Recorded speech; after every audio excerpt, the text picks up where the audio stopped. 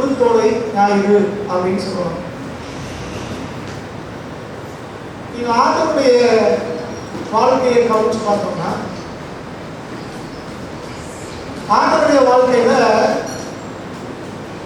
ஆரம்ப நாட்களே அவர் பூமியில பறக்கிறதுக்கு முன்னால அவரை குறித்து நிறைய தீர்க்க தரிசன வசனங்கள் எழுதப்பட்டிருக்கு, சொல்லப்பட்டிருக்கு. ஆண்டவர் எங்க பிறப்பார், எப்படி பிறப்பார், அவர் என்ன பேசுவார், எங்க வாழ்வார், அவர் எப்படி மறைப்பார், எல்லா காரியமும் தீர்க்க தரிசனமாக சொல்லப்பட்டிருக்கிறது. அந்த தீர்க்க தரிசனத்தை நிறைவேறுதல் தான் பூமியிலே ஆண்டோட வாழ்க்கையிலே ஒவ்வொரு நாளும் நிறைவேறிக் கொண்டிருக்கிறது. அதை குறித்து மத்தேயுவை வாசிக்கும் போது ஒவ்வொரு சம்பவம் நடக்கும் போதெல்லாம் வேத வாக்கியங்கள் நிறைவேறும்படி இப்படி நடந்தது என்று மத்தேயு எழுதுகிறார். முன்னுரைக்கப்பட்ட காரியங்கள் அப்படியே ஆண்டுடைய வாழ்க்கையிலே நிறைவேறுகிறது. அப்படி சகரியாவின் புஸ்தகம் 9ஆம் அதிகாரம் 9வது வசனத்தை வாசிக்கும் போது அங்கே இந்த நாளை குறித்து அங்கே எழுதியிருக்கிறது. வாசிங்க. சீயோன் குமாரத்தியே மிகவும் களிகூரு, எருசலேம் குமாரத்தியே எம்பிரி, இதோ ராஜா உன்னிடத்தில் வருகிறார், அவர் நீதியுள்ளவரும் இரட்சிக்கிறவரும் தாழ்மையுள்ளவரும் கழுதையின் மேலும் கழுதை குட்டியாகிய மரியின் மேலும் ஏறி வருகிறவராய் இருக்கிறார். இங்கே வேதம் சொல்கிறது, சீயோன் குமாரத்தியே எருசலேம் குமாரத்தியே அப்படின்னு வாசிக்கிறோம். அப்படின்னா இது யாரு சொல்றா? எருசலேமில் உள்ளவங்க, சீயோனில் உள்ளவங்க குறித்து அவர் பேசுகிறார். இந்த எருசலேம் குமாரத்தி அல்லது எருசலேமில் உள்ளவங்க, சீயோனில் உள்ளவங்க சொல்லும்போது சொல்றா, ஆண்டவர் ராஜா உங்க இடத்துல வர்றார் அப்படின்னு. எப்படி வர்றாருன்னா கழுத மேலையும் கழுத குட்டியாக மணி மேலையும் அவர் ஏறி வருகிறார் என்று அவர் சொல்கிறார். இந்த தீர்க்க தரிசனத்தினுடைய நிறைவேறுதலாய்தான் புதிய ஏற்பாட்டிலே நம்ம வாசிக்கிறோம். எருசலேமுக்கு ஆண்டவர் கழுதை மேலே அவர் ஏறி வருகிறார். அப்ப இந்த பழைய ஏற்பாட்டில் சொல்லப்பட்ட இந்த சகரியாவின் தரிசனத்தின் நிறைவேறுதல் தான் இந்த கழுதையின் மீது ஆண்டவர் எருசலேமுக்கு வருகிற இந்த பவனி. ஆண்டவருடைய வாழ்க்கையை நம்ம கவனிச்சு பார்க்கும்போது அவருடைய பிறப்பு, அவர் ஆலயத்தில் கொண்டு வரப்படுறது, இப்படி ஆரம்ப நாட்கள் என்று சொல்லியிருக்கோம். அதுக்கப்புறம் 18 வயசுல இருந்து 30 வயசு வரைக்கும் அவரை பத்தி எதுவுமே வேணும்னு சொன்னார். ஏன்னா அந்த நாட்களிலே ஒவ்வொரு யூத வாலிபனும் யூதனும் எருசலேமிலே தேவாலயத்திலே ரபிமார்கிட்ட இருந்து பாடங்களை கற்க வேண்டும். 30 வயசு முடிஞ்ச பிறகு அவருக்கு ஞானசானம் கொடுத்து வெளியே அனுப்புவாங்க. அதுக்கு பிறகுதான் அவங்களுக்கு ஒரு செய்தி வெளிவரத்துக்கு தெரியும். அதுபோலதான் ஆண்டுடைய வாழ்க்கை. 30 வயசு பிறகு ஆண்டு குறித்து அவர் எங்க போனார், வந்தார், என்ன ஊழியம் செய்தார், என்ன பிரசங்கம் பண்ணார் என்னெல்லாம் வேணும்னு சொல்கிறார். கடைசி வாரத்தை எடுத்துக்கொள்ளும் பொழுது ஒவ்வொரு நாளும் ஆண்டவர் என்ன செய்தார் என்று வேணும்னு சொல்கிறார். உதாரணமாய் ஆண்டவருடைய கடைசி காலத்தை எடுத்துக்கொண்டோம் அப்படின்னா, ஆண்டவர் சரியாக சிறுகடிக்கப்படுறதுக்கு 6 நாளைக்கு முன்னால அல்லது அது முதல் வாரம் வெள்ளிக்கிழமையிலே ஆண்டவர் இயேசு கிறிஸ்து பெத்தானியாவுக்கு வருகிறார். அந்த பெத்தானியாவில் தான் மரியாதையுடைய பாதங்களிலே தைலத்தை ஊற்றி அவர்களுக்கு அடக்கம் பண்ணக்கூடிய அடையாளமாக அதை செய்வதை பார்க்கிறோம். அடுத்த நாள் சனிக்கிழமை போயிருந்தார். ஞாயிற்றுக்கிழமை அதுதான் இந்த நாள் ஆண்டவர் எருசலேமுக்கு பவனி வருகிறார். அது வந்துவிட்டு ஆண்டவர் திரும்பவும் அவர் பெத்தானியாவுக்கு போகிறார். இந்த கடைசி வாரம் முழுவதுமாய் ஆண்டவர் பெத்தானியாவில் தங்கி பெத்தானியாவிலிருந்து எருசலேமுக்கு வந்து ஒவ்வொரு நாளும் திரும்ப பெத்தானியாவுக்கு போகிறார். இந்த யாத்திரை பவனி இந்த கழுதையில வரும்போது அந்த நாளில் தான் அவர் வழியிலே அந்த அத்திமரத்தை சமைக்கிற சம்பவமும் எருசலேம் தேவாலயம் சுத்திகரிக்கப்பட்டதும் அதே நாளில் நடந்ததாக சில வேறுபாடுகள் சொல்கிறாங்க. சில பேர் சொல்றாங்க, இல்லை அது திங்கட்கிழமை நடந்தது என்று சொல்லுவது உண்டு. வசனத்துடைய ஒரு சில வார்த்தை அடிப்படையில் இல்லை திங்கட்கிழமை நடந்துச்சுன்றவர்களும் உண்டு. செவ்வாய்க்கிழமை நம்ம வாசிக்கும் போது செவ்வாய்க்கிழமையிலே ஆண்டவர் தேவாலயத்தில் வந்து பிரசங்கம் பண்ணுகிறார். அநேக இடத்துல கேள்வி வைக்கிறார்கள். அவர்களுக்கு உண்மைகளாலே அவர் பதில் சொல்கிறார். ஆண்டவருடைய அதிகாரத்தை குறித்து கேள்வி வைக்கிறார்கள். அதை குறித்தெல்லாம் ஆண்டவர் செவ்வாய்க்கிழமையில பேசுகிறார். புதன்கிழமையில பேசும்போது ஆண்டவருக்கு எதிராக சதி செய்து ஆண்டவரை சிறைப்படுத்துவதற்கான திட்டம் அன்னைக்கு தீட்டப்படுகிறது. புதன்கிழமையிலே அது நடக்கிறது. வியாழக்கிழமையிலே ஆண்டவர் அந்த கடைசி ராமத்தை ஆண்டவர் கொண்டாடுகிறார். அந்த பஸ்டாவை அவர் புசிக்கிறார். கடைசி ராமத்தை கொண்டாடப்படுகிறது. அதன் பின்பு அவர் கெத்செமனேலே ஜெபிக்க போகிறார். அங்கே அவர் கைது செய்யப்படுகிறார். கைது செய்யப்பட்டு அன்றைக்கு இரவே அவர் அரண்மனை கொண்டு வந்து அவர் விசாரிக்கப்படுகிறார். அது இரவெல்லாம் அவரை விசாரிக்கிறார்கள். ஏரோது விசாரிக்கிறார், பிலாத்து விசாரிக்கிறார், மாறி மாறி விசாரிக்கிறார். ஏரோது மன்னன், பிலாத்து கவர்னர். இந்த விசாரணையில 2 விதமான விசாரணை நடக்கிறது. பிரதான ஆசாரியனும் விசாரிக்கிறார். அவன் மத ரீதியான காரியங்களை அவன் விசாரிக்கிறான். அரசியல் ரீதியான காரியங்களை இந்த பிலாத்தும் ஏரோதும் பார்க்கிறார்கள். அதன் பின்பு வெள்ளிக்கிழமையிலே அவர் சிலுவைக்கு ஒப்புக் கொடுக்கப்பட்டு அவர் சிலுவையிலே கொல்கத்தாவுக்கு கொண்டு செல்லப்பட்டு அவர் வழியெல்லாம் சிலுவையை சுமந்து சென்று அவர் கொல்கத்தாவிலே அவர் சிலுவையில் அழைக்கப்படுகிறார்.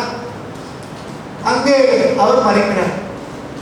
12 மணிக்கு அவர் சிலுவையில் அழைக்கப்பட்டு 3 மணி வரை அவர் சிலுவையில் இருந்து அதன் பின்பு அவருடைய சரீரம் அங்கே இருந்து இறக்கப்படுகிறது. அடுத்த நாள் ஓய்வு நாள் என்பதனாலே ஓய்வு நாள் வருவதற்கு முன்பாக 6 மணிக்கு சாயந்தரம் 6 மணிக்கு முன்பாகவே அவரை கடலில் அடக்கம் செய்து விடுகிறார்கள். சனிக்கிழமை ஓய்வு நாள் அவருடைய சரீரம் அங்கே இருக்கிறது. பேருடைய வாசித்தபடி அவர் பாதாளத்திலே இறங்கி கட்டுண்ட ஆவிகளுக்கு அவரை பிரசங்கித்தார் என்று சனிக்கிழமை பார்க்கிறோம். ஞாயிற்றுக்கிழமை காலையிலே அதிகாலையிலே அடுத்த நாள் அவர் உயிர்த்தெழுகிறார். அவர் முதல்ல மரியாதைக்கும் மற்றவர்களுக்கும் காட்சி தருகிறார். சீசர்களுக்கு காட்சி தருகிறார். இதெல்லாம் அதன் பின்பு நடக்கிற சம்பவங்கள். இது ஆண்டுடைய வாழ்க்கையிலே கடைசி காலத்திலே நடந்த சம்பவம். இன்றைக்கு நாம தியானிக்கிற இந்த குருத்தோலை ஞாயிறு அப்படின்னு சொல்கிறது ஆண்டவர் பெத்தானியால இருந்து எருசலேமுக்கு கழுதையிலே பவனி வந்த ஒரு நாள். நான் முதல்ல வாசித்ததுல சகரியாவின் புத்தகம் 9ஆம் அதிகாரம் 9ஆம் வசனத்துடைய நிறைவுதான் இந்த நாள்.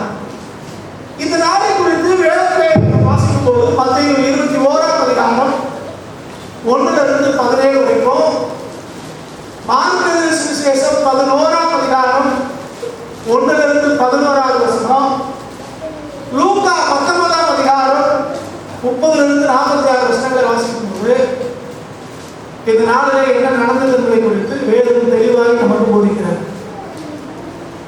எல்லாவற்றையும் தியானிக்க நமக்கு நேரம் விடாவிட்டாலும் ஒரு சில காரியங்களை இன்னைக்கு நான் ஹைலைட்டாக தியானிக்கலாம்னு சொல்லி விரும்புகிறேன். முதல்ல மத்தேயுவிலிருந்தும் அதில் விடுபட்ட பகுதிகளை லூக்கால இருந்து நான் தியானிக்கலாம்னு விரும்புகிறேன். இப்போ போன வருடம் சொன்ன ஒரு காரியத்தை ஞாபகப்படுத்திவிட்டு இந்த வேத பகுதிகளை கடந்து சொல்லலாம்னு விரும்புகிறேன். போன வருஷம் நம்ம பார்த்தோம், அந்த நாட்களிலே பயணம் செய்கிறவர்கள் 3 விதமான வாகனங்களை பயன்படுத்தினார்கள். ஒன்று ஒட்டகம். ஒட்டகங்களை யார் பயன்படுத்துவாங்கன்னா தூர தேசத்துக்கு பயணம் போகிறவர்கள், வியாபாரம் செய்ய போகிறவர்கள் ஒட்டகங்களே பயணம் செய்தார்கள். இரண்டாவது குதிரைகளை சில பேர் பயணத்துக்கு பயன்படுத்தினாங்க. யாருன்னா யுத்தத்துக்கு போகிறவர்கள் குதிரைகளை பயன்படுத்தினார்கள். மூன்றாவதாக பக்கத்தில் உள்ள இடத்துக்கு போறவங்களும் சமாதானத்துக்கு போறவங்களும் கழுதைகளை பயன்படுத்தினார்கள். கழுதை என்பது சமாதானத்துக்கு போறவங்க பயன்படுத்த ஒரு வாகனம். பக்கத்தில் உள்ள இடத்துக்கு போறவங்க அதை பயன்படுத்தினாங்க. இந்த கழுதை என்பது நம்ம ஊர்ல பார்க்குற கழுதை இல்லை, இது கோவில் கழுதை அப்படின்னு சொல்லுவாங்க. தமிழ்ல கோ அப்படின்னா அரசன், கோவேறுனா அரசன் ஏறுகிற ஒரு கழுதை, அரசனுடைய வாகனம் அப்படின்னா அது எவ்வளவு முக்கியமானதுன்னு யோசிப்பாங்க. அப்படிப்பட்ட கழுதையை தான் ஆண்டவர் பயன்படுத்தினார். இன்றைக்கும் ஆப்பிரிக்காவில் பல நாடுகளிலே நம்ம ஊர்ல வாலிபர்கள் பைக்ல போற மாதிரி அவங்க கழுதையை தான் நீங்க பயன்படுத்த பாக்குறேன். அதுவும் கட்டிட்டு போவான், பைக்ல பயணம் விளையாடுறாங்கல்ல, இந்த மாதிரி கழுதையில ஸ்பீடா வருவான். அது அந்த மண் தரையில அப்படி புழுதி கிளம்பிட்டு வரும். பெண் பிள்ளைகள் கூட சின்ன பிள்ளைகள் தண்ணி எடுக்க போறவங்க ஓடைகளை தான் தண்ணி எடுக்கிறாங்க. ஆயில் கேனை ரெண்டு பக்கமும் கழுதைக்கு ரெண்டு பக்கமும் தொங்க விட்டுட்டு அதை வேட்டைக்கு வருவாங்க. நம்ம ஊர்களையுமே நீங்க எஸ்டேட்டுக்கெல்லாம் போனீங்கன்னா, குறிப்பா மூணாறு பகுதியில் வட்டவடா நம்ம இப்போ இடம் வாங்கி அந்த பகுதியில் போனீங்கன்னா, இன்றைக்கும் காட்டில் விளைகிற அந்த பீன்ஸு கேரட்டு எல்லாத்தையும் பொதிகளை தூக்கி அந்த கழுதை மேலே வச்சுட்டு தான் மேலே ஏறி வரதை பார்க்கணும். ஸோ கழுதை இன்றைக்கும் ஒரு வாகனமாக இன்றைக்கும் பயன்படுத்தப்படுறது பார்க்கணும்.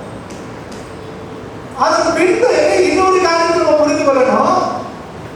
இந்த குருத்தோலை அன்றைக்கு அவர்கள் குருத்து ஓலைகளை கையில பிடித்துக் கொண்டு அவர்கள் பாடினார். அதனால இந்த பேர் குருத்தோலை ஞாயிறு அப்படின்னு அவன் சொல்லுவோம்.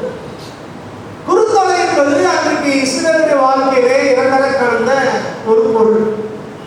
நீங்க நம்ம ஊர்களில் நல்லதுனாலும் கெட்டதுனாலும், திருமண நாளும் சாவு நாளும் விழா நாளும் எல்லாத்துலேயும் ஒன்றை பயன்படுத்துறாங்க. எதை பயன்படுத்துறாங்க? மாலை பூ பயன்படுத்துவாங்க, அப்புறம் இந்த பட்டாசும் பயன்படுத்துறாங்க. இதே மாதிரி அவங்க எல்லாத்தையும் பயன்படுத்துற உடனே இந்த குருத்து ஓலை மன்னர்கள் யுத்தத்துக்கு போயிட்டு வரும்போது, படையில் ஜெயிச்சு வரும்போது அவங்க வரவேற்பதற்கு கையில வைத்து கொண்டு பாடி ஆடி வரவேற்பாங்க. ஊருக்கு முக்கியமான வர்றாங்கன்னா குருத்தோலையை வச்சு வரவேற்பு காட்டுவாங்க. திருமண வீடுகளிலே குருத்தோலையை பிடிச்சிட்டு ஆடி பாடுவாங்க. எல்லா பண்டிகைகளையும் குருத்தோலையை வச்சு அவங்க ஆடுறது பல பேர் வழக்கமாக வைத்திருக்கிறாங்க. இப்படி மகிழ்ச்சியினுடைய அவர் அடையாளமாக குருத்தோலையை அவர் பயன்படுத்தினாங்க. இன்னைக்கும் இஸ்ரேலுடைய நாணயத்துல கொடியில பாத்தீங்கன்னா இந்த குருத்தோலை படம் ரெண்டு பக்கமும் குருத்தோலை போட்டிருக்கோம். நடுவில் தாவீதினுடைய ஸ்டாரும் ரெண்டு பக்கமும் இந்த இதையும் பார்க்கணும். சரி, இதெல்லாம் பின்னணியும் நம்ம தெரிந்து கொள்வதற்கான பின்னணியும். இப்போ மற்ற 21ஆம் அதிகாரத்துல நம்ம தியானிக்க போகிறோம். கொஞ்சம் கவனமாய் நம்ம பார்க்கலாம். அந்த குருத்தோலை ஞாயிறு என்ன நடந்தது, அதற்கும் நம்முடைய வாழ்வுக்கு என்ன சம்பந்தம், ஏன் பல திருச்சபைகளே இந்த குருத்தோலை ஞாயிறை அனுஷ்டிக்கிறாங்க, அதான் நீங்க பார்க்கணும். இப்போ இதை நேரம் இல்லாதபடினாலே நான் மேலோட்டமே சொல்லிட்டு போறேன். நீங்க வீட்டில் போய் இந்த பகுதிகளை நீங்க ஆழமாய் நீங்க வீட்டில் தியானிச்சு கொள்ளுங்க. இப்போ குருத்தோலை ஞாயிறு அன்னைக்கு காலையில நடந்த சம்பவம் வாசிங்க. 21ஆம் அதிகாரம் 1வது வசனம். அவர்கள் எருசலேமுக்கு சமீபமாய் சேர்ந்து ஒலிவமலைக்கு அருகான பெத்பகேயாவுக்கு வந்தபோது, இயேசுவானவர் சீசரில் 2 பேரை நோக்கி, உங்களுக்கு எதிரே இருக்கிற கிராமத்துக்கு போங்கள். போன உடனே அங்கே ஒரு கழுதையையும் அதனோட ஒரு குட்டியையும் கட்டியிருக்க காண்பீர்கள். அவைகளை அவிழ்த்து என்னிடத்தில் கொண்டு வாருங்கள். குருத்தோலை ஞாயிறு அன்னைக்கு ஆண்டவர் தம்முடைய சீசர்களுக்கு ஒரு அழைப்பு கொடுக்கிறார். வேற வார்த்தை சொல்றோம்னா ஒரு ஆணை இருக்கிறார். என்ன அப்படின்னா, எதிரே இருக்கிற கிராமத்துக்கு போங்க. ரொம்ப தூரம் இல்லை, பக்கத்துல எதிரே இருக்கிற கிராமத்துக்கு போங்க. அங்க போனீங்கன்னா அங்கே ஒரு கழுதையும் அவருடைய குட்டியும் கட்டியிருக்கு காண்பீர்கள் அப்படின்னு. இதுல பொதுவா கிராமத்துல கட்டிருச்சு. ஆனா நீங்க லூக்கால வாசிக்கும் போது அது நான் சந்தையில கட்டியிருக்கு அப்படிதானே. 4 தெருக்கள் சந்திக்கிற இடத்துல தெரு மூலையிலே அதை கட்டியிருக்கு. அதை அவுத்துட்டு வாங்கன்னு சொல்றேன். நம்ம ஊர் கான்டெஸ்ட்ல சொல்லணும்னா நம்மளை சுற்றிலும் நிறைய பேர் கட்டுறவங்களா இருக்காங்க. அவங்களை அவிழ்க்க வேண்டிய பொறுப்பு அவரை பின்பற்றுகிற அவருடைய சீசனுக்கு. நீங்க நானும் ஆண்டோடைய சீசன்கள் சொல்றோம், ஆண்டவரை பின்பற்றுறோம்னு சொல்றோம். இந்த குருத்தோலை ஞாயிறு அன்னைக்கு ஆண்டவர் அன்னைக்கு சீசன் சொன்னது போல நீங்க நமக்கு சொல்லுங்க. இன்னைக்கு தெருக்களிலே அங்கங்க கட்டுண்ட பல பேரை பார்க்கணும். அன்னைக்கு இந்த கழுதையே தயத்துல கட்டி வச்சிருந்தாங்க, எங்கேயும் போக விடாம. இன்னைக்கு நாங்களை சுற்றி நம்ம ஒரு கூட்டம் வியாதியில கட்டப்பட்டிருக்கிறது, பாவத்தில் கட்டப்பட்டிருக்கு, சாபத்தில் கட்டப்பட்டிருக்கு, சமாதான கேட்டிலே கட்டப்பட்டிருக்கிறது, துன்மார்க்கத்திலே கட்டப்பட்டிருக்குது, பலமான காரியங்களே கட்டப்பட்ட ஒரு கூட்டம் இருக்கு. அவனை அவிழ்க்கும்படிக்கு தேவன் நமக்கு ஒரு அழைப்பையும் ஒரு ஆணையையும் இன்னைக்கு தேவன் கொடுக்கிறார். இன்னைக்கு இந்த குருத்தோலை காயத்தை வந்துட்டு நம்ம ஏதோ சில பேர் சேர்ந்த மாதிரி குருத்தோலையை பிடிச்சிட்டு ரோட்ல ஊர்வலம் போறது இல்லை. அதை தப்புன்னு சொல்லல. ஆனா ஒன்றை புரிந்து கொள்ளுங்கள், தேவனுடைய அடிப்படை நோக்கம் என்னன்னா கட்டப்பட்டவைகளை அவிழ்க்கிறது. அது பின்னால படிக்கும் உங்களுக்கு தெரியும். தேவன் சொல்ற ஏன் அவங்க சொல்லுகிறான்? 2வது வசனம், 3வது வசனம். அது 2வது வசனம் சொல்றாரு, அதை அவிழ்த்து என்னிடத்திலே கொண்டு வாருங்கள். அப்ப எதுக்காக அவங்களும் ஆண்டவர்கிட்ட கொண்டு வரும். அப்படி உங்களுக்கு எனக்கு தேவன் கொடுத்த ஒரு ஆணை, ஒரு அழைப்பு என்னன்னா கட்டுண்டவர்களை அவிழ்த்து என்ன செய்யணுமா? இன்னைக்கு பல பேரு அவுக்குறாங்க, கட்டுகள் இருந்து ஜனங்களை விடுதலையாக்குறாங்க. ஆனா அவிழ்த்து என்ன செய்யறாங்க? அவங்க கால கட்டிக்கிறாங்க. ஆண்டவர்கள் கொண்டு வந்திருப்பது அவங்க என்ன செஞ்சுக்கிறாங்க? அவங்க கால கட்டிக்கிறோம். சொன்னதை பார்த்துருக்கேன். அந்த கூட்டத்தில் அவங்க ஆண்டவரை ஏற்றுக்கொண்டாங்க, இந்த கூட்டத்தில் சுகம் கிடைச்சிச்சு. சரி, அதுக்கு அடுத்து என்னாச்சு? ஆலயத்துக்கு வர மாட்டாங்க, தேவனை தேட மாட்டாங்க. அது யாரு ஜோம் பண்ணாங்களோ, எந்த கூட்டத்துக்கு போனாங்களோ அவங்க பேர சொல்லிக்கிட்டே தெரியுமா? காரணம்னா அங்கதான் போயிட்டு இருப்பாங்க. கர்த்தரை தேடுறதில்லை, சபையை தேடுறது. உன்னை புரிந்து கொள்ளுங்க. கட்டமைக்கப்படுகிற நோக்கம் என்னன்னா அவங்க ஆண்டவரிடத்திலே வரணும். தேவன் நமக்கு சொல்ற அடிப்படை காரணம், நம்மளை சுற்றிலும் ஆயிரக்கணக்கான பேர், லட்சக்கணக்கான பேர் கட்டுண்டவர்களா இருக்கிறார். அவரை கட்டமைக்க வேண்டிய வேலை அவர் சீசரா இருக்கிற உங்களுக்கும் எனக்கும் இருக்கிறது.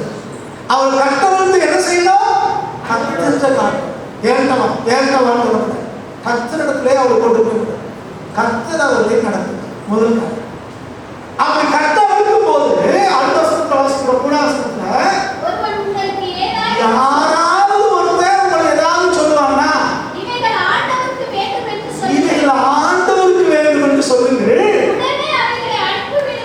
உடனே அவைகளை அனுப்பிவிடுவாங்க. இப்படி கட்டமைக்கும் போது, ஆண்டவருக்காக வேலை செய்யும் போது கண்டிப்பா ஒருத்தங்க என்ன செய்வாங்க? வியாதியில கிடக்கும் போது யாரும் விசாரிக்க மாட்டாங்க. மனபாரத்தில் இருக்கும்போது ஒருத்தர் விசாரிக்க மாட்டாங்க. துயரத்திலையும் துக்கத்தில் இருக்கும்போது, வேதனையோடு இருக்கும்போது, கடிதத்தோடு இருக்கும்போது ஒருத்தர் விசாரிக்க மாட்டாங்க. ஆனா நம்ம போய் ஆண்டவரை சொல்லி அவங்களுக்கு விடுதலை வாங்கி கொடுத்து எப்படிப்பட்ட கட்டத்தினால விடுதலையாக்கணும் அப்படின்னா 4 பேர் பேசுவோம். ஏன் அங்க போற? எதுக்கு சொல்லிட்டு போறீங்க? ஏன் அங்க போறோம்? 4 பேர் கேட்கணும். ஆனா ஆண்டவர் சொல்ற, அப்படி யாராவது கேட்டாங்கன்னா தேவையில்லாம பேசிட்டு இருக்காங்க. இது ஆண்டவருக்கு வேண்டும் என்று சொல்ற. இன்னைக்கு சில பேர் நம்முடைய வாழ்க்கையில, நம்முடைய குடும்பங்கள்ல கற்றுண்டு இருக்கிறாங்க. வாலிபர்கள் எதுக்கோ கற்றுண்டு இருக்காங்க, அடிமைத்தனங்கள்ல இருக்காங்க. பெரியவங்களும் இருக்காங்க, சொல்லி சொல்லி பார்க்கணும், கேட்க மாட்டேங்காங்க, திருந்த மாட்டேங்காங்க. ஒரே ஒரு ரகசியம் இருக்கிறது, அவங்களை கர்த்தருடைய கரத்தை விட்டு கொடுத்து பிசாசை அவங்களை விட்டு துரத்தி இவங்களை பிசாசுடைய கரத்திலிருந்து விடுவிக்கணும்னா ஒரே ஒரு வழிதான், இவர்கள் ஆண்டவருக்கு வேண்டும். இவர்கள் தேவனால தெரிந்து கொள்ளப்பட்ட பிள்ளைகள். இவங்க இந்த கட்டுக்குள்ளே இருந்து தேவ சித்தம் இல்லை, இவங்க ஆண்டவருக்கு தேவை. அவர் இயேசு நாமத்தினால இவங்க விடுதலையாக்குறேன், இவங்க கட்ட விடுக்கிறேன்னு சொல்லி அவங்க வீட்டில் நானும் கட்டவிழ்க்க வேண்டியவர். ஆண்டவருக்கு வேண்டும் என்று சொல்லி அவங்க கட்டவிழ்க்க வேண்டும். இப்படி கட்டவிழ்த்தோம்னா அவன் ஆண்டு தான் வருவான். அப்படி முற்பிதாக்கள் அந்த நாட்கள் விசுவாச மக்களை என்ன செய்வாங்கன்னா, நிறைய பேர் நான் பார்த்துருக்கேன், ஒரு ரொம்ப தலைவீனமாக இருக்காங்களா, உடனே ரொம்ப வந்து ஜெபம் பண்ணாங்க, ஆண்டவரே இவங்களை சுகப்படுத்தினீங்கன்னா உங்களுக்கு ஊழியர்களே கொடுத்துறேன். அண்ணாவிலிருந்து இன்னைக்கு வரைக்கும் இந்த பிரச்சனை தீர்ந்தா இந்த உமக்கு செய்யறேன், இதை பொறுத்தல் கர்த்தருக்கு என்று கொடுத்து விடுபடி கர்த்தருக்கு வேண்டும் என்று நம்ம ஜெபிக்க ஆரம்பிச்சோம்னா கர்த்தர் அங்கே ஒரு மாற்றத்தை கொண்டு வருவார், கர்த்தர் விடுதலையை கட்டிடுவார். அப்ப நம்ம சிலருடைய கட்ட அவிழ்க்கும் போது பல கேள்விகள் நமக்கு எழும்பலாம். அப்ப நம்ம சொல்ல வேண்டிய ஒரே ஒரு பதில் என்னதான், இது ஆண்டவருக்கு, இது ஆண்டவருக்கு, ஆண்டவருக்கு வேண்டும் என்று நம்ம பேச ஆரம்பிக்கும் போது, ஜெபிக்க ஆரம்பிக்கும் போது அதை யாராலையும் நடக்க முடியும். அசனம் புரிஞ்சவங்க கற்றுக்கல்வி சொல்லுங்க. குருத்தோலை ஞாயிறு அன்னைக்கு தேவன் சொல்லிக் கொடுத்தது சீசன், கட்டுண்டவளை கட்டவிடுங்கள், யாராவது தடுக்கிறாங்க கேள்வி கேட்கிறாங்கன்னா இப்படி ஆண்டவர் வேண்டும் என்று சொல்லுங்க. பிசாசு ஏன் நமக்கு வியாதி கொண்டு வரா, நம்மளை கட்டி வைக்க, வெளியே போக விடாது. ஏன் பிரச்சனை கொண்டு வரா, சுதந்திரமாய் அலைய விடாது, விடுதலையோடு ஊழியம் செய்ய விடாது, சாட்சியா இருக்க விடாது. ஏன் குடும்பங்கள பிரச்சனை, நம்ம சந்தோஷமா இருக்கக்கூடாது. பிசாசு நம்மளை கட்ட விரும்புகிறார். ஆனா நம்ம என்னை புரிந்து வரணும், நான் கட்ட அவிழ்க்கப்பட வேண்டியது, கட்ட அவிழ்க்க வேண்டியது. நானும் என் குடும்பமோ, என் எதிர்காலமோ, பிள்ளைகளோ, எங்க தொழிலோ, வேலையோ, படிப்போ கர்த்தருக்கு தேவை, ஆண்டவருக்கு தேவை. இந்த உணர்வோடு கூட இந்த கட்டுகளை அவிழ்த்து நீங்கள் நான் ஜெபிக்க வேண்டியதாக இருக்கிறோம். அசனம் புரியுதா, கவனிக்கிறீங்களா? அடுத்த 4வது வசனத்துல வாசிக்கிறோம். 4ல இருந்து 7 வரைக்கும் வாசினா, சரி, இது வந்து நிமித்த வாசி சொல்லுங்க. அந்த கழுதை பவனி வரத போடும், அந்த சகரியா 9:9 கொடுத்தா வாசிக்கணும். ஆண்டவர் கழுதையிலே பவனி வருகிறார். இந்த கழுதை யாரு? 4 தெரு சந்திக்கிற இடத்துல சந்தியில கட்டப்பட்ட கழுதை. இது சீசர்கள் கட்டளிட்டார்கள், கர்த்தரிடத்திலே கொண்டு வந்தார்கள். இப்போ கர்த்தர் அதை பயன்படுத்துகிறார், கர்த்தர் அது மீது அமர்ந்து பயணிக்கிறார். அவன் கட்ட அவிழ்க்கப்பட்டவர்கள் கர்த்தரிடத்திலே வந்தாங்கன்னா கர்த்தர் அவர்களை பயன்படுத்துவார். தேவன் இன்னைக்கு கட்டவிழ்க்கிற நோக்கமே என்னன்னா, கட்ட அவிழ்க்கப்பட்டவர்கள் எல்லாம் கர்த்தராலே பயன்படுத்தப்பட வேண்டும். கர்த்தர் நம்மளை கட்டவிழ்த்திருக்காரா, அவளை விடுதலை ஆகியிருக்காரா, பாவத்துக்கும் சாபத்துக்கும் மீட்டெடுத்திருக்கிறாரா? ஒரே ஒரு நோக்கம் இருக்கிறது, நீங்களும் நானும் கர்த்தராலே பயன்படுத்தப்பட வேண்டும். அதுதான் கர்த்தர் நம்மளை கட்டவிழ்த்திருக்கார். இந்த கட்டவிழ்க்கப்பட்ட இந்த கல்லை இப்ப கர்த்தரை சுமக்க போகுது. கர்த்தரை சுமக்கிறதுக்கு முன்னால என்ன நடக்குதுன்னா, ஊருக்காரங்க எல்லாம் சேர்ந்து அந்த கல்லை மேல் வஸ்திரங்களை போடுறாங்க, பல துணியில போடுறாங்க. இந்த கழுதை நடக்கிறதுக்கு வழியெல்லாம் வஸ்திரங்களை போடுகிறார்கள், மரக்கலைகளை போடுகிறார்கள், கைகளில் புல்தோலை எடுத்துக் கொண்டு ஆர்ப்பரிக்கிறார்கள். கட்டவிழ்க்கப்பட்ட கழுதை கர்த்தரிடத்திலே வருமானால் அதுக்கு ஒரு மேன்மையும் உயர்வும் கிடைக்கும். 4 பேருக்கு அது கட்டப்பட்டு அப்படியே கிடந்துச்சுன்னா அதுக்கு போய் யாராவது பட்டு துணி விரிப்பாங்களா? அது நடந்து வரதுக்கு யாராவது துணியை விரிப்பாங்களா? கட்டவிழ்க்கப்பட்ட கழுதை கர்த்தரிடத்துல வந்துச்சுன்னா அதுக்கு ஒரு உயர்வும் ஒரு மேன்மையும் இருக்கு. நீங்களும் நானும் கர்த்தரிடத்துல வந்திருந்தோம்னா, கட்ட அவிழ்க்கப்பட்டு கர்த்தரிடத்துல வந்திருக்கோம்னா, மீட்கப்பட்டு ரட்சிக்கப்பட்டு ஆண்டவர்கிட்ட வந்திருந்தோம்னா, ஆண்டவர் நம்மளை பயன்படுத்துவதற்கு நம்ம ஒப்பு கொடுத்தோம்னா கர்த்தர் நமக்கு ஒரு மேன்மையை தருகிறார். கர்த்தர் நம்மளை உயர்த்தி வைப்பார். கழுதைக்கு வந்த வாழ்வை பார்த்தீங்களா? 4 தெருவில் கட்டப்பட்டிருந்த கழுதை இப்ப மேல எதை பண்றாங்க? வஸ்திரங்களை விரிக்கிறாங்க, அழகான துணியில விரிக்கிறாங்க. தரையில அது கால் தரையில படக்கூடாது, அதுக்கு துணியை விரிக்காங்க, மேல வஸ்திரங்களை விரிக்காங்க, மரக்கிளைகளை முடிச்சு போடுறாங்க. எவ்வளவு மேன்மை! நீங்கள் நான் உண்மையிலேயே கர்த்தர்கிட்ட வந்து கர்த்தர் நம்மளை பயன்படுத்துவதற்கு ஒப்பு கொடுத்தோம்னா கர்த்தர் உங்களையே உயர்கிறார், மேன்மைப்படுத்துகிறார். நான் முதல் முறையாய் ஃப்ளைட்ல ஏறினது 98 நினைக்கிறேன். நேபாளில் ஃப்ளைட்ல ஏறினேன். நேபாள் காத்மண்டுல ஃப்ளைட்ல ஏறி பார்டர் அந்த பைரோவா சோழி அந்த பகுதிக்கு ஃப்ளைட்ல ஏறிட்டாங்க. அது என்ன செய்வாங்க எனக்கு ஒன்றும் தெரியாது. முதல் முறை ஃப்ளைட்ல ஏறினேன். பக்கத்தில் உள்ளவங்களாம் பார்த்தாங்க என்ன செய்யறாங்கன்னு. அவங்க செய்கிற மாதிரியே நம்மளும் செய்வோம். இந்த பெல்ட் போடுறது செய்யறது அவங்களை பார்த்து செஞ்சுட்டாங்க. எல்லாருக்கும் காட்டன் வந்து கொடுத்தாங்க, சாக்லேட் கொடுத்தாங்க, அப்புறம் காட்டன் பருத்தி வந்து கொடுத்தாங்க. காட்டன் சாக்லேட் எடுத்து வாயில போட்டாச்சு.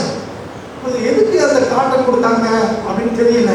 யோசிச்சு பார்த்தேன், கூட கை கழுவி கொடுத்தாங்க போல இருக்கு அப்படின்ட்டு சாக்லேட் சாப்பிட்டு தொடச்சி வேஸ்ட மாட்டேன். ஃப்ளைட் எவ்வளவு மேலே போன பிறகு அப்பெல்லாம் இப்போ மாதிரி ஃப்ளைட்லாம் கிடையாது. அன்னைக்கு அது நெக்கான ஒரு ஃப்ளைட், அந்த ஒரு ஃப்ளைட்டு. மேலே போனோம்னா சத்தம் பலமா கேட்குது. எல்லாரும் காத்துல சொல்லிட்டாங்க அந்த பஞ்சை. எனக்கு அப்பதான் தெரியுது, அடப்பாவி காத்து வைக்க கொடுத்துருக்காங்க, நம்ம தொடர்ச்சி கீழே போட்டோமே அப்படின்னு. ஏன்னா அப்போ வந்து இப்போ மாதிரிலாம் கிடையாது, சத்தம் பயங்கரமா கேட்கு. பாதிக்கு மேலே போல காது வலி, கீழே இறக்குற 2 காது அடைச்சிட்ட மாதிரி வலி. ஏன்னா அது கூட ஏறது இல்லை. நாம யோசிச்சு பார்த்தேன், இந்த ஆண்டவர் மட்டும் நம்ம தெரிஞ்சுக்கலன்னா இந்த மேன்மை நமக்கு கிடைச்சிருக்கோம். கொஞ்சம் யோசிப்பாரு. டவுன் பஸ்ல போறதையும் ட்ரெயின்ல அம்ரிட்சர்ல லோக்கல் ட்ரெயின்ல போறதை பெருமையாக நினைச்சிருக்கணும். அப்படி இருந்தானே ட்ரெயினை பார்க்க போறோம். இப்போ நான் ஃப்ளைட்ல ஏறும்போது அதான் யோசிச்சேன், கர்த்தர் இந்த ஆண்டவர் அவரை பிரிச்சு வந்ததுனால, அவர் அழைப்பை கேட்டதுனால எவ்வளவு மேன்மையை வச்சிருக்காரு. இப்போ என்ன சொல்றது, இன்னைக்கு கர்த்தருடைய கிருபையினாலே நம்ம ஏறாத எந்த ஃப்ளைட்டும் இல்லைங்கிற அளவுக்கு ஆயிடுச்சு. இல்லை இப்போ மாசம் 2 தடவை 3 தடவை நம்ம பறந்துட்டு தான் இருக்கோம். இந்த உயர்வுக்கு காரணம் என்ன? கர்த்தர் நம்மளை அழைச்சும் போது அவருக்கு வந்து இது ஏதோ எனக்கு தனிப்பட்ட வாழ்க்கையில சொல்லலை. கர்த்தரை தேடுகிற ஒவ்வொரு பிள்ளைகளும், கட்ட அழுக்கப்பட்டு கர்த்தருக்கு வந்த ஒவ்வொரு பிள்ளைகளுக்கும் கர்த்தர் இந்த மேலேயே உயர வச்சிருக்கார். எத்தனை வசனம் புரியுது? காணல கட்டப்பட்ட ஒரு கழுதைக்கு இவ்வளவு பெரிய வரவேற்பு. சின்ன வயசுல 6வது வகுப்பு 7வது வகுப்புலையும் இங்கிலீஷ்ல ஒரு போயம், ஒரு டாங்கி அப்படின்னு ஒரு போயம். இப்ப இருக்க டாங்கின்னு ஒன்று இருந்துச்சு சின்ன வயசுல. அதுல இந்த இயேசுவை சுமந்து அந்த 2 கழுதை பேசிட்டு இருந்த மாதிரி அந்த பாட்டு. நான் யாரோ பெரிய கவிஞர் எழுதிருக்கேன் ஞாபகம். ஆனா அந்த போயம் ஞாபகத்தில் மனப்படத்தில் அது என்ன சொல்லுன்னா, இந்த கழுதை பேசுகிறோம், நமக்கு எவ்வளவு மரியாதை இல்லை, நமக்கு துணியை வைக்கிறாங்க, மேலே துணியை போடுறாங்க, நம்மளை பாட்டு போடுறாங்க, நம்ம மரியாதை செஞ்சு கூட்டு போறாங்க. அப்பதான் இன்னொரு எழுத சொல்லுவோம், இது நமக்கு வந்து பெருமை இல்லை, நாம மேல உட்கார்ந்து இருக்கிற இயேசுனால வந்து பெருமை. இயேசு போய் முடிச்ச உடனே எருசலேம்ல போங்க, அவர் கழுதைக்கு இறங்கிடுவாரு. இறங்கின பிறகு எல்லாம் இயேசுக்கு பின்னால போய் வாங்கிட்டு கழுதை ஒருத்தருக்கு எடுக்க மாட்டாங்க. இந்த கழுதை அதோடைய பயணிக்கு தெருவில் போய். இதுதான் வாழ்க்கை. ஆண்டவர் நம்ம கூட இருக்கிற வரைக்கும், நம்ம ஆண்டவரோட இருக்கிற வரைக்கும் இந்த மேன்மையும் மகிமையும் நமக்கு உண்டு. தகுதியில்லாத நம்மை கர்த்தர் உயர்த்துறாரு. ஆனா கர்த்தரை விட்டு விலகிட்டோம்னா, கர்த்தர் நம்மளை விட்டு போயிட்டாருன்னா பழையபடிக்கு இது கழுதை. சில பேர் நம்ம நினைக்கிறோம், ஆண்டவர் கொஞ்சம் நம்மளை உயர்த்தியாச்சுன்னா, அல்லது பசிக்காம நம்ம சாப்பிட்டோம்னா நம்ம நினைச்சுக்கிறோம் நம்ம பெரியாது அப்படின்னு. பேச்சு செய்கை நடந்தெல்லாம் ஒரு மாதிரி கர்த்தர் கொடுத்த வாழ்க்கை. இந்த உயர்வு தேவனாலே வந்து சில பேர் சொல்றது கேட்டிருக்கேன், ஃபர்ஸ்ட் கஷ்டமா இருக்கு ஜோம் பண்ணுங்க, ஜோம் பண்ணுவோம் கர்த்தர் உயர்த்துவார்.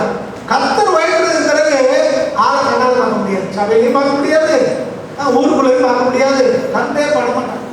ஏன்னா அவ்வளவு பிஸியாகிடணும். அது மட்டுமல்ல, பேச்செல்லாம் எப்படி இருக்கும், தலக்கணமா. ஒரு மனுஷனுக்கு வரக்கூடாத வியாதினா தலக்கணம். தலக்கணம்னா நாங்கள் வந்து சந்தோஷத்துல வர தலக்கணத்தை சொல்லல. இது என்ன தலக்கணம்? பெருமையில வர்றது. ஆதியில பல்லவத்துல ஒருத்தர் இருந்தான், லூசி பெருமை, நல்லா பாடுபாடுனா, நல்லா விஷயம் நடத்தினான். அவனுக்கு ஒரு பெருமை வந்து தலக்கணம் வந்துருச்சு. நம்ம ஆண்டரோட பெரியாரு, நம்மளை வச்சுதான் பல்லவமே இருக்குன்னு நினைச்சான்.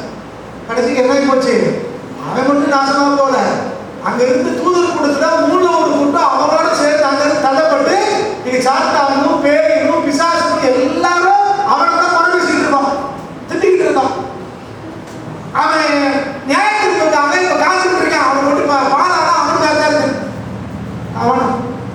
பெருமை இருந்துச்சுன்னா அழிவு வரப்போகுதுன்னா, பெருமையா நான் யார் தெரியுமா அப்படின்னு பேசணும்னா சீக்கிரம் விட போறோம். இந்த கழுதைக்கு வந்த வாழ்வு கர்த்தராலே வந்தது. கர்த்தரை அழிக்க சொன்னதுனாலையும் அழித்து கொண்டு கர்த்தத்தை வந்ததுனாலையும் கர்த்தர் அதை பயன்படுத்த போறதுனாலையும் கர்த்தரை ஏறினால்தான் கழுதைக்கு உயர்வு. கர்த்தர் இன்றைக்கும் உங்களை என்ன பயன்படுத்த விரும்புகிறார். ஆனா ரொம்ப எச்சரிக்கையா இருக்கும். கர்த்தர் மேல இருந்தா தாங்க மரியாதை. அவங்க பாட்டு பண்றாங்க, அவங்க துணியை வைக்கிறாங்க, குருத்தோலை ஆட்டுறாங்க அப்படின்னு நமக்கு வந்து நினைச்சிடக்கூடாது, தப்பா புரிஞ்சுக்கிடக்கூடாது. ரொம்ப கவனம். சரி, அடுத்து என்ன சம்பவிக்க பாருங்க. இப்போ 8ஆம் வசனத்துக்கு வாங்க. 8, 9 வாசிங்க.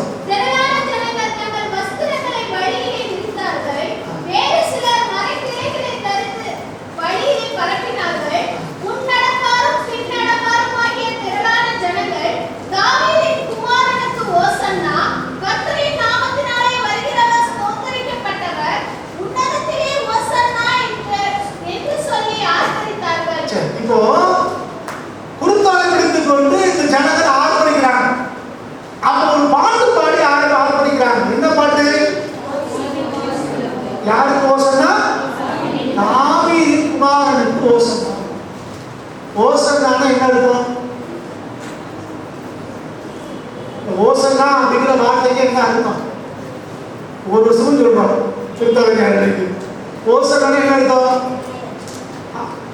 சொல்லு. என்னைய ரட்சியும்னு அர்த்தம். என்னை ரட்சியும் அப்படின்னு. இப்ப யாரு பாட்டு பாடுறாங்க? பாட்ட இஸ்ரவேல். ஏன் பாட்டு பாடுறாங்க? ரட்சியும் சொல்றாங்க.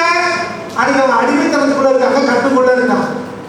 என்ன அடிமைத்தனம்? ரோமர் அவர்களை ஆலோசனை கொண்டு இருக்கிறார். இப்ப வந்திருக்கிறவர் யாரு? சகரியா சொல்றபடி மேசியா வந்திருக்கிறார். மேசியா தான் விடுதலையாக்குவார். இந்த அறிவும் இது தெளிவு அவங்களுக்குள்ள இருக்கிறது. அதனால கட்டவிழ்க்கப்பட்ட கழுதை மேல ஏறி வருகிற கத்தரித்த கட்டுண்டவர்களாய் இருக்கிற இந்த இஸ்ரவேலை பாடுறாங்க, ஜெபமாய் பாடுறாங்க, எங்களை ரட்சிக்காங்க. மேசியாவே, தாவீதின் குமாரனே, எங்களுக்கு இந்த ரட்சிப்பு தேவை, இந்த மீட்பு எங்களுக்கு தேவை, அடிமைத்தனத்தில் இருக்கிறோம், எங்களை மீட்கணும். இன்னைக்கு ஓசனா அப்படின்னு நம்ம பாடுறோம்னா என்ன அர்த்தம்? ஆண்டவரே எங்களை ரட்சிக்கணும். பலவிதமான ரட்சிப்பு எங்களுக்கு தேவை, எங்களை ரட்சிக்கணும். குருத்தோலைக்காக இன்னைக்கு அவங்க ரட்சியோன்னு மாட்ட மாட்டோம். சரி, இப்ப இந்த பாட்டு பாடுறாங்க. இது கேட்டு அடுத்து எது நடந்துச்சா? 10ஆம் வசனம். அவர் எருசலேமுக்குள் பிரவேசிக்கையில் நகரத்தார் யாவரும் ஆச்சரியப்பட்டு இவர் யார் என்று விசாரித்தார்கள். அதற்கு ஜனங்கள், இவர் கலிலேயாவில் உள்ள நாசரேத்திலிருந்து வந்த தீர்க்கதரிசியாகிய இயேசு என்றார்கள். முதல்ல ஆண்டவர் அழைப்பு கொடுத்து ஒரு ஆணையிட்டார், கட்டவிழ்த்து வரும்படி. அவிழ்க்கப்பட்ட கழுதை ஆண்டவரிடத்திலே கொண்டு வரப்பட்டது. அதை அலங்கரித்து ஆண்டவர் அதன் மேல் ஒரு அணிவிப்பாக ஒரு பவனி சென்றார். இப்போ இது பவனி வந்த ஆண்டவரை பார்த்து ஆர்ப்பரித்து இந்த ஜனங்கள் பாடல் பாடுகிறார்கள். எங்கள் ரட்சிக்கும் ஆண்டவரே ஓசனா என்று பாடினார். இது பார்த்து ஜனங்கள் ஆச்சரியப்பட்டார்கள். யார் இவர்? ஏன் ஜனங்கள் பின்னால போறாங்க? ஏன் இவ்வளவு வரவேற்பு கொடுக்குறாங்க? ஏன்னா குருத்தோலை பிடித்துக் கொண்டு மேல் வஸ்திரத்தை தரையில விரிச்சோம், கண்ணன் மேல போட்டு எல்லாருக்கும் தேவைப்பட்டாங்க. ஒரு ராஜா யுத்தத்துக்கு போய் ஜெயித்து வரும்போது அதை பயன்படுத்துவாங்க. இன்னும் சொல்ல போனா அந்த நாட்கள்ல மேல் வஸ்திரம் அப்படின்னு சொல்றது அவங்க செய்கிற தொழிலுக்கு அடையாளம். ஒரு யூனிஃபார்ம் அது. நம்ம எப்படி ஸ்கூலுக்கு யூனிஃபார்ம் வச்சிருக்கோம், டாக்டருக்கு ஒரு யூனிஃபார்ம், வக்கீலுக்கு ஒரு யூனிஃபார்ம், என்ஜினியர்னா ஒரு யூனிஃபார்ம். அவங்க போடுற ட்ரெஸ்ஸை வச்சு அவங்க என்ன வேலைன்னு செய்யறோமே, இதே மாதிரி இஸ்ரவேல்ல இருந்துச்சு. மேல் வஸ்திரம் போடுற ட்ரெஸ்ஸை வச்சு அவங்க என்ன வேலை செய்யறாங்கன்னு தெரியலாம். பிச்சைக்காரர்கள் அவங்க ஒரு வஸ்திரத்தை போட்டுருப்பாங்க. அந்த ட்ரெஸ் போட்டிருந்தாலே பிச்சை எடுக்கிறவங்க அர்த்தம். இப்படி மேல போடுற ட்ரெஸ் தான் அவங்க யாருங்கிற ஐடென்டிபிகேஷனாக மற்றவங்களுக்கு இருக்கும். அவங்க செய்யற தொழிலை அது குறிக்கும். அப்போ இவங்க அடையாளம், இவங்க ஐடென்டிபிகேஷன் மேல் வஸ்திரம். அவங்க யார் என்ன தொழில் செய்யறாங்கன்னு காட்டுறது. இப்ப அதை எடுத்து டாக்டர், என்ஜினியர், வக்கீல், ஆசாரியர், வேலைக்காரர்கள் யாரா இருந்தாலும் சரி,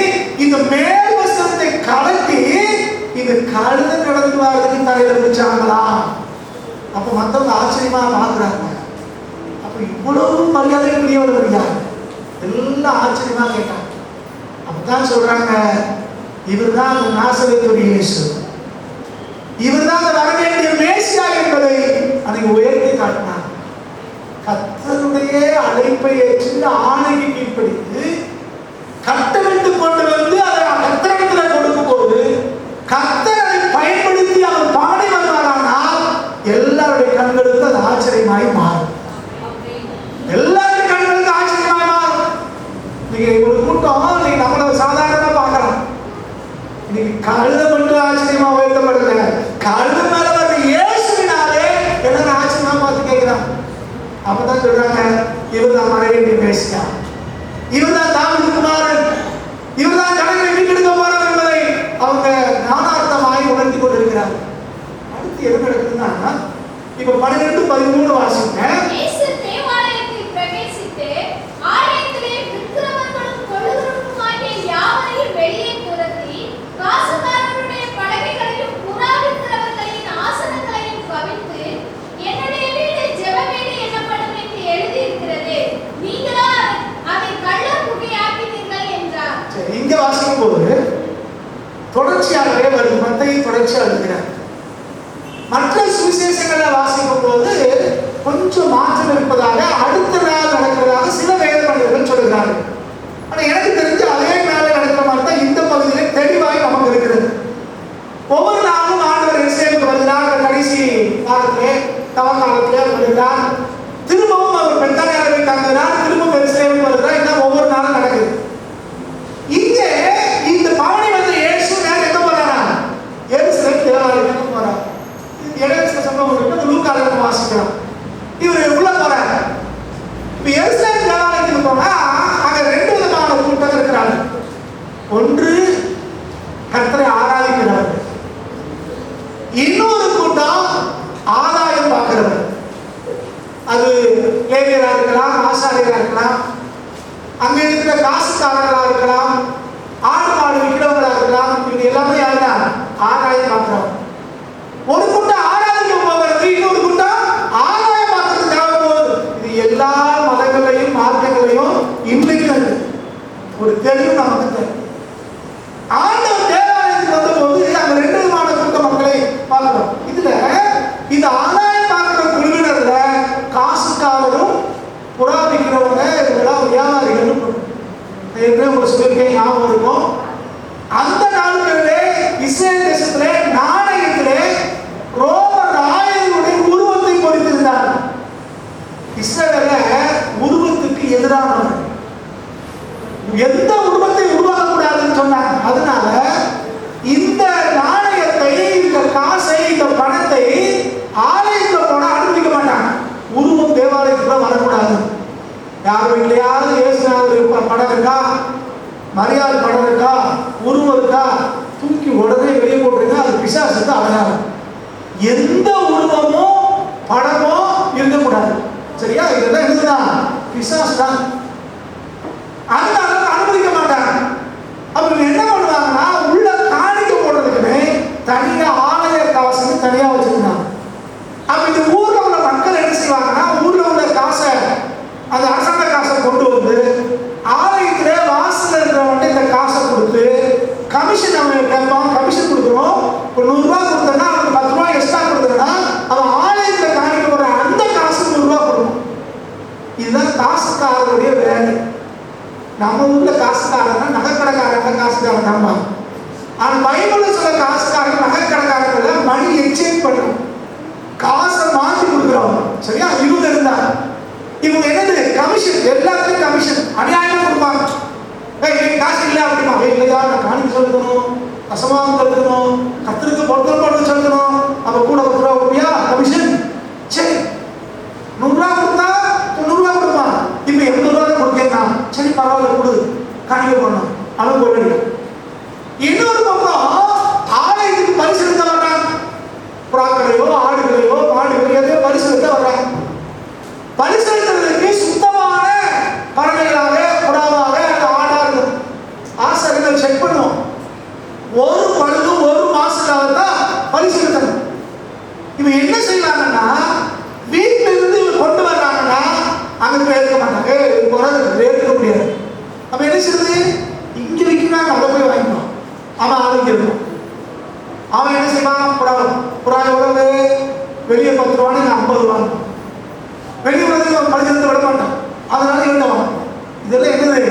பிஸ்னஸ். நாங்கள் இருக்கக்கூடிய இடத்துல எங்களுக்கு வயல் உண்டு. அந்த கோயிலை கடந்து தான் வயலுக்கு போவோம். வயலுக்கு போகும்போது அங்கே நடக்கிற காலையில் பார்ப்போம். இங்கிருந்து மாலை வாங்கிட்டு உள்ள கொண்டு போவாங்க சாமி சாத்துறதுக்கு. அந்த போய் இந்த கடைக்காரன் போய் சைடு வீட்டில் போய் அந்த மாலையை திரும்ப பூசாரி வாங்கிட்டு அதே மாதிரி தான் போகும். திரும்ப என்ன செய்யலாம், அது வந்துக்கிட்டே இருக்கும். ஏன்னா அவங்களுக்கு இவருக்கு அண்டர்ஸ்டாண்ட் ஏவா இத இன்னைக்கு மட்டும் நடக்கல, அன்னைக்கே நடக்குது இந்த பலி செலுத்துறது. இதனால தேவனுடைய ஆலயம் எப்படி மாறி இருக்குது? காணிக்கை செலுத்துறதுலையும் பலி செலுத்துறதையும் வச்சு ஒரு கூட்டம் ஆதாயம் தெரியுது. இதை கர்த்தர் பார்த்தா, என் ஜெப வீட்டை கல்லர் போயா மாத்திட்டீங்களே அப்படின்னு சொல்லி சாட்டை எடுத்துக்கிட்டு இவங்க தொடர்ந்தாங்க. இன்னைக்கு உங்களுக்கு தெரியும் நடக்கிற காரியம் தான். எல்லா சபையும் நடக்குது. நமக்கு எல்லாத்தையும் பார்க்கறோம், பேப்பர்ல வாசிக்கிறோம், யூடியூப்ல கேட்கிறோம், செய்தியில பார்க்கிறோம், எல்லாத்தையும் பார்க்கிறோம். 99% இன்னைக்கு நம்முடைய தேசத்துல தேவாலயங்கள் என்னதான் நடக்குது? கல்லர் கோயில் தான் மாறி வியாபாரம் தான். எப்படி காசு மாறி பரிசை வந்துருச்சா? பேனாவை சவம் பண்ணித்தாங்க.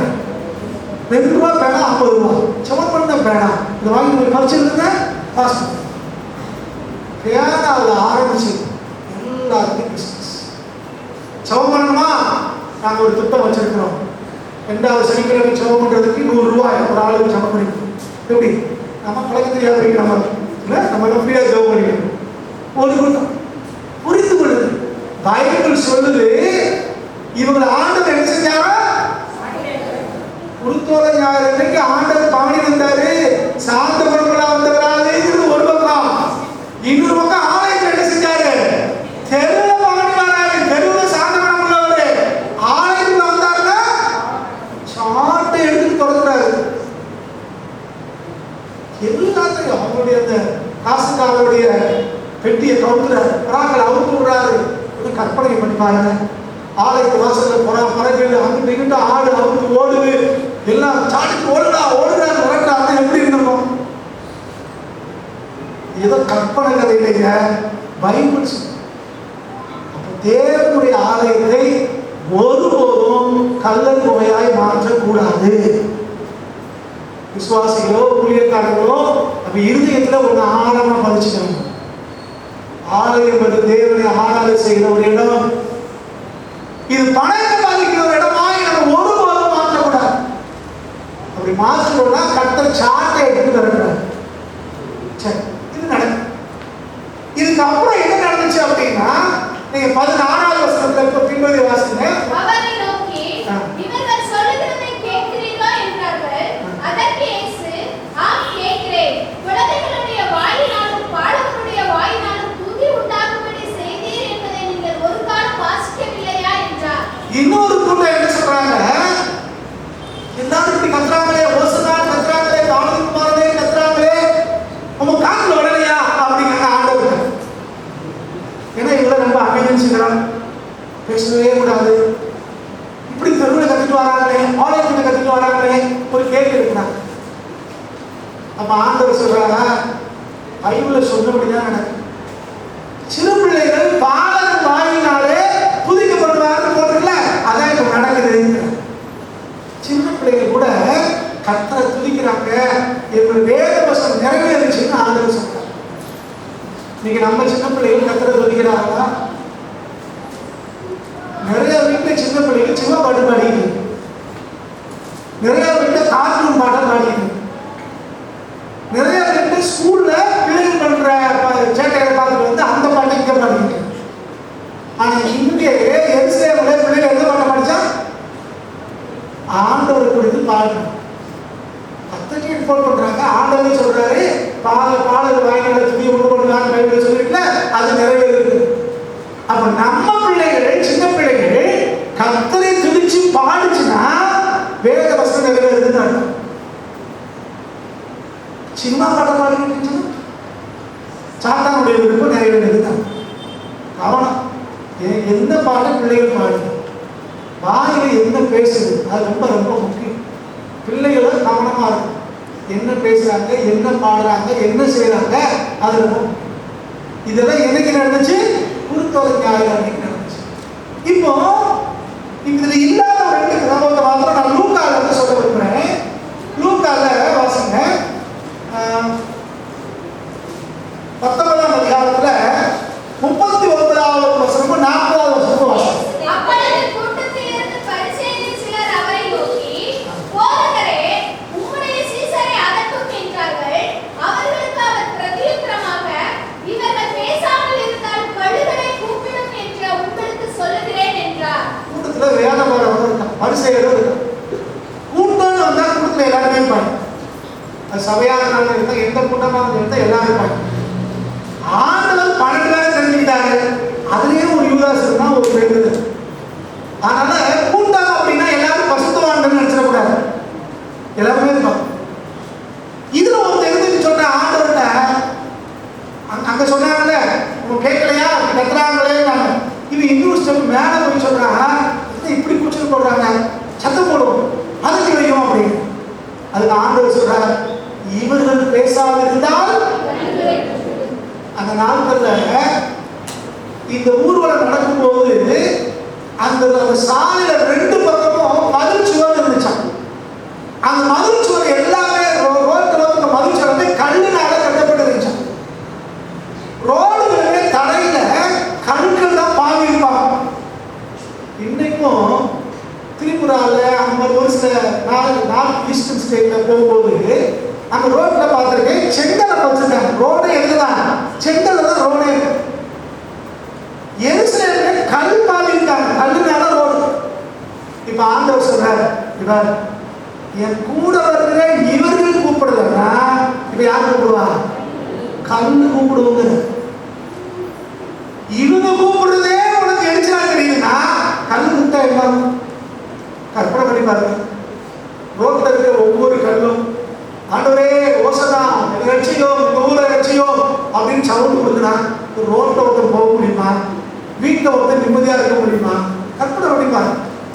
இப்ப ஆலயத்தில் இருக்கோம், நம்ம இப்படி அமைதியா இருக்கோம், ஆராதனையில் அமைதியா இருக்கிறோம்.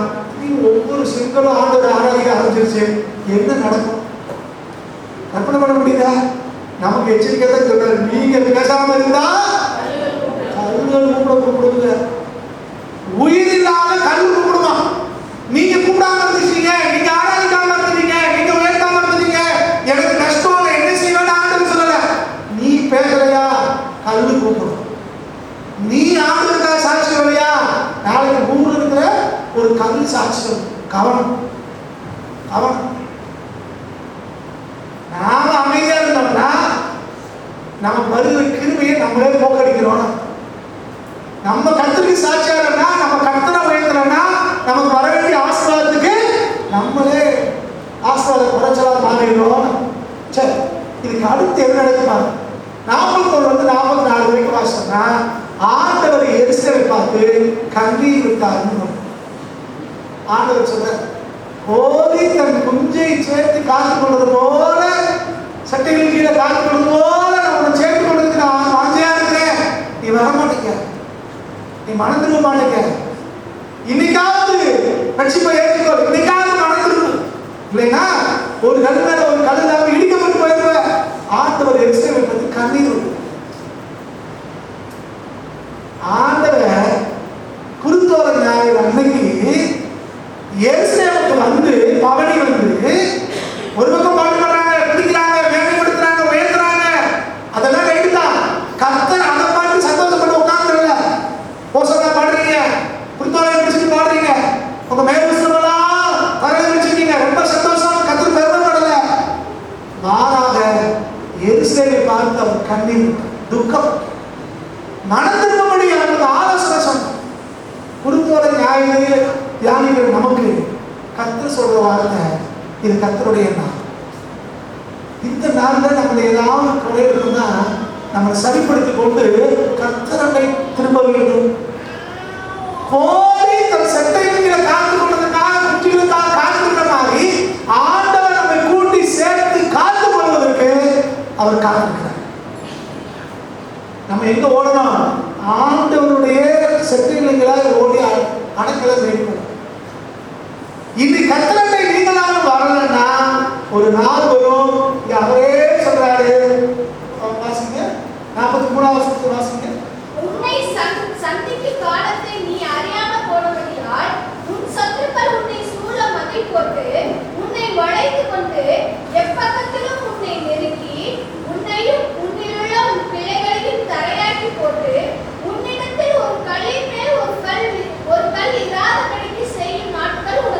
யாரை பார்த்து பாட்டு பாடுறானே, ஓசனா சொல்றானே, அதை கூட கொஞ்சம் தான் சொல்லுவேன்.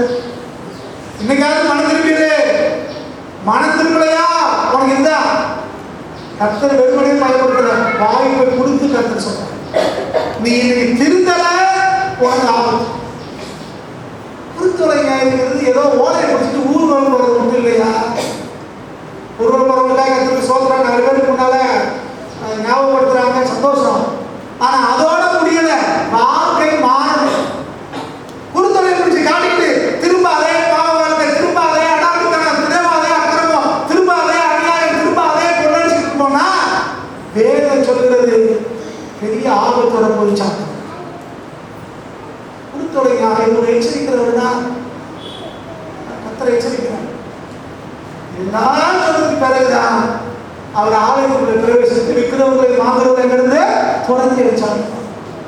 அப்ப இந்த குருத்தொலை ஞாயிறு அப்படின்னு சொல்லும் போது நமக்கு பல ஞாபகம் நமக்குள்ள வருது. சீசர்களுக்கு ஒரு அழைப்பை கொடுத்து ஒரு ஆணையை கொடுக்கிறார். அழைப்பும் ஆணையம் என்னது? கட்டுண்டவர்களை விடுவிக்கணும். கட்டவிழ்த்தவங்க என்ன செய்யணும்? கர்த்தரண்டை கொண்டு வர வேண்டும். கர்த்தரண்டை கொண்டு வந்தது கழுதையா இருந்தா கூட கர்த்தர் அதை கனப்படுத்துகிறார், கர்த்தர் அதை பயன்படுத்துவார், கர்த்தர் அதை உயர்த்துவார். கர்த்தரால் பயன்படுவதற்கு யாரெல்லாம் அர்ப்பணிக்கிறாங்களோ அவங்க எல்லாரையும் கர்த்தர் உயர்த்துகிறார். நீங்க ஆண்டவர் என்னை பயன்படுத்தணும், என்னால முடிஞ்ச சாட்சியை மற்றவங்க சொல்றேன், என்னால முடிஞ்சா ஒரு பாட்டு பாடுறேன், என்னால முடிஞ்சா 4 பேருக்காக ஜெபம் பண்றேன், என்னால முடிஞ்சா 4 பேருக்கு ஆண்டவரை அறிவிக்கிறேன். கர்த்தரால் பயன்படுவதற்கு நம்ம அர்ப்பணிக்கிறோமா? இது கழுதை போல ஒப்பு கொடுத்தோம்னா கர்த்தர் நம்மையும் ஏற்றுவார். கழுதை கிடைச்ச அந்த மேன்மை நமக்கு கிடைக்கும். ஒரு 4 சந்தையில கட்டப்பட்டிருந்த கழுதை கர்த்தர் ஏறுவதற்கு பயன்படுத்துவது மாத்திரமல்ல, கர்த்தருக்காக விரிக்கப்பட்ட மேலங்கிலையும் கர்த்தருக்காக விரிக்கப்பட்ட கிளைகளின் மேலையும் அது நடந்து வச்சுட்டாங்க. என்ன மேன்மை! கர்த்தருக்கு கிடைக்கிற அத்தனை மகிமையும் ஆசீர்வாதத்தையும் தேவன் நமக்கு தருவார். அந்த உயர்வு கர்த்தரை பின்பற்றுகிற, கர்த்தரை ஆராதிக்கிற, கர்த்தரிடத்தில் வந்திருக்கிற, கர்த்தருக்கு ஒப்பு கொடுக்கிற, கர்த்தர் பயன்படுத்துவதற்கு ஆயத்தமா இருக்கிற ஒவ்வொருத்தருக்கும் வேண்டும். ஒவ்வொருத்தருக்கும் வேண்டும். ஆண்டவர் அதை பயன்படுத்துகிறார். அதன் பின்பு கட்டவிழ்க்கப்பட்டு கடல் மேல வருகிற கர்த்தரை பார்த்து கட்டுண்டு இருக்கிற இஸ்ரவேல் சொல்றாங்க, ஓசன்னா எங்களையும் கட்டவிழ்த்தப்பா, கழுதையை கட்டவிழ்த்து எங்களையும் கட்டவிழ்த்த. நாங்க இன்னைக்கு ரோமர்களுக்கு அடிமையா இருக்கிறோம், அரசியல்வாதிகளுக்கும் அரசாங்கத்துக்கு அடிமையா இருக்கிறோம். எழுத்தின்படியே இன்னைக்கு நீங்கள் நானும் இந்த ஓசனா பாடித்தான். இன்னைக்கு ஆண்டு பிள்ளைகள் சொல்ற நம்மளும் பல இடங்களிலே கட்டுண்டவர்களா இருக்கிறோம். இந்திய தேசத்துல கட்டுண்டவர்களா இருக்கிறோம், தமிழ்நாட்டில் கட்டுண்டவர்களா இருக்கிறோம். பல விதமான கட்டுகளை பிசாசு நம்மளை சுற்றி வச்சுட்டு இருக்கோம். விடுதலையோடு கிரியை செய்ய முடியாம, விடுதலையோடு ஊழியம் செய்ய முடியாம, விடுதலையோடு கர்த்தரை ஆராதிக்க முடியாம, விடுதலையோடு வேலைக்கு போக முடியாம பல கட்டுகள் இருக்கிறது. கர்த்தர் ஒருவர் தான் இருந்து உங்களை விடுவிக்க முடியும். இஸ்ரவேலர் ஆளுறாங்க ஓசனா ஓசனா. ஆனா ஒரு கூட்டம் ஆண்டவருக்கு கோபப்படுது. ஏன் கத்துறாங்க? ஏன் சத்தம் போடுறாங்க? தெருக்கள். கர்த்தர் சொன்னார், இவர்கள் பேசாதிருந்தால் நம்ம அமைதியா இருந்தோம்னா கூப்பிடுறதுக்கு கல்லு கூட ரெடியாது. இன்னைக்கு நம்ம கர்த்தருடைய வேலையை செய்யலன்னா நாளை கர்த்தர் வேற ஒரு ஆளை எழுப்பினார். பழைய ஏற்பாட்டில் ஒரு சவுல் பெஞ்சமின் கோத்திரம் தான். கர்த்தர் அவனை தூக்கி வச்சார், பெரிய எதிர்பார்ப்போட வச்சார். ஆனா அவன் தேவ திருத்த நிறைவேற்றார்.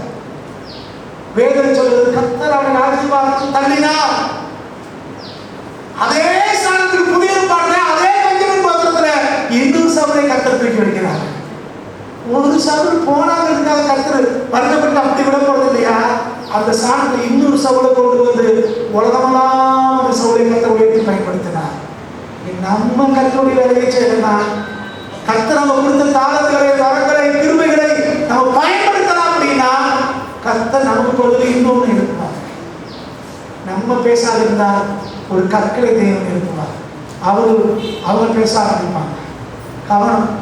அவை தேவன் இந்த குருத்தோலை ஞாயிறு நமக்கு முன்னால ஒரு எச்சரிக்கையும் வைக்கிறார். கவனம், கத்தரையும் சரியா இருந்து விடலையா, வாழ்க்கையில் மாற்றம் இல்லையா, கத்தரை தேடுவோம், மாறுவோம். தேவ சமூகத்தை, தேவ சபையை, தேவனுடைய ஆலயத்தை, தேவனுடைய ஊழியத்தை ஒருபோதும் வியாபார பொருளாக மாற்றக்கூடாது, வியாபார ஸ்தலமாய் மாற்றக்கூடாது, கருத தொகையாய் மாற்றக்கூடாது.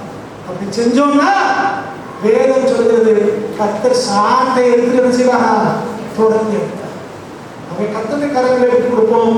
இந்த குருத்தோலை ஞாயிறு இன்னைக்கு தேவன் நமக்கு சொல்லிக் கொடுத்த காரியங்கள் நம்ம வாழ்க்கையிலே நம்ம அபியாசப்படுத்துவோம். கத்தர் ஒருவரையும் பயன்படுத்தினார். ஜெபம் பண்ணுவோம். எல்லாரும் கத்தர் கொடுத்து வாங்கி பார்க்கலாம். நம்ம நாம ஆராய்ச்சி பார்க்கலாம். அன்னைக்கு ஒரு குருத்தோலை ஞாயிறு அன்னைக்கு தேவன் செய்த காரியங்களை மேலோட்டமாக நம்ம தியானிச்சிருக்கிறோம். நீங்க நம்ம வாழ்க்கையில இந்த குருத்தோலை ஞாயிறு அப்படியே பிரதிபலிக்கட்டும், அபியாசப்படட்டும். தேவனுக்கு ஒருவரையும் ஆண்டவர் பயன்படுத்தட்டும். கத்தருடைய கரங்களை விட்டு கொடுப்போமா? Thank you, Jesus. அன்னைக்கு சீசரை பார்த்து சொன்ன கத்தர் நம்மளை பார்த்து சொல்றாரு, பக்கத்தில் இருக்கிற கிராமத்துக்கு போங்க, பக்கத்தில் இருக்கிற தெருவுக்கு போங்க, பக்கத்தில் இருக்கிற வீட்டுக்கு போங்க, கட்டுண்டவர்களை விடுதலையாக்கு, கட்டுண்டவர்களை விடுதலையாக்கு என்னிடத்திலே கொண்டு வாருங்கள். நான் அவர்களை பயன்படுத்த வேண்டும், நான் அவர்களை உயர்த்த வேண்டும், அவர் மூலமாக நம்ம ஈடுபட வேண்டும். நீங்களாவது காய்ந்த மாறுமா? நீங்கள் நானும் அதை செய்ய வேண்டாம், நீங்கள் நானும் பேச வேண்டாம். கர்த்தர் கற்களை குறிப்பிட செய்வார். நமக்கு ஒரு வாய்ப்பு கிடைத்திருக்கிறது. நம் மாயை பின்பற்றி அமைதியாக இருப்போம்னா நமக்கு மற்ற கிருபையை நம்ம போக்கடிப்போம். கர்த்தர் வேற ஒருத்தரை தேவன் நடத்துவார். கர்த்தருடைய கரங்களை அப்படி விட்டு கொடுத்து, ஆண்டவரே இந்த குருத்தோலை ஞாயிறு தியானிச்ச வேத வசனப்படி என் வாழ்க்கையை மாற்றி ஆண்டவரே கட்டவளுக்கு நான் ஒப்புவிக்கிறேன். உங்களுடைய கருதையாய் மாற ஒப்பு கொடுக்கிறேன், உங்களுக்கு பயன்பட ஒப்பு கொடுக்கிறேன் ஆண்டவரே சொல்லி கர்த்தருடைய கரங்களை விட்டு கொடுப்போமா? கர்த்தர் நம்மளை கனப்படுத்த, நம்மளை மகிமைப்படுத்த, நம்மளை பயன்படுத்த, ஆயிரமான கூட்டங்களுக்கு உங்களை என்னையும் சாட்சியாய் மாற்ற அவர் விரும்புகிறார். அவருடைய கரங்களை அப்படியே விட்டு கொடுக்கலாம். Thank you Jesus, thank you, thank you. யாராவது ஒருத்தர்